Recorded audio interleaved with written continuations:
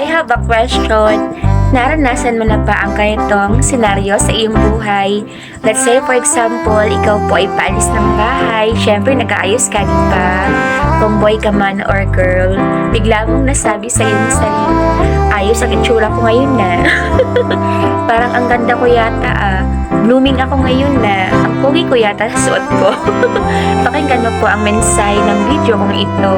The tiny seed grows into a plant as the days go by. It needs to undergo in different stages. It has a unique quality that symbolizes renewal, progress, growth, and development.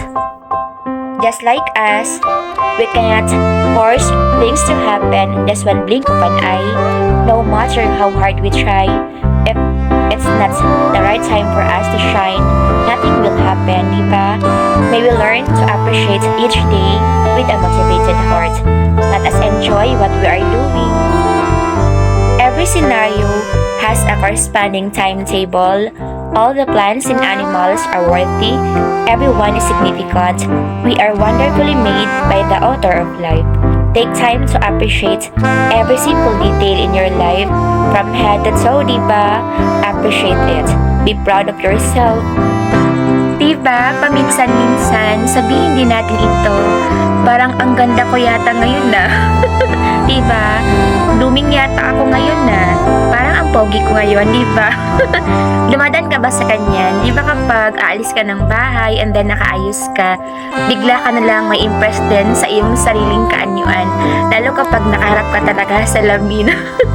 Nakaka-relate ka ba? Sinasabi ko, once again, don't wait for someone's approval and compliments, diba?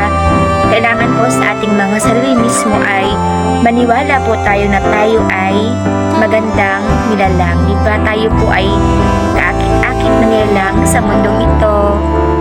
Keep in mind, Isaiah 60 verse 22, when the time is right, I, the Lord, will make it happen, diba?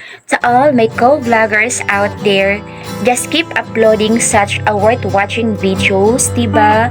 God is able to bless your YT channel when the time is right, diba po? So just simply do your best. It's a simple reminder from yours truly. Bye everyone, keep safe, and God bless us all.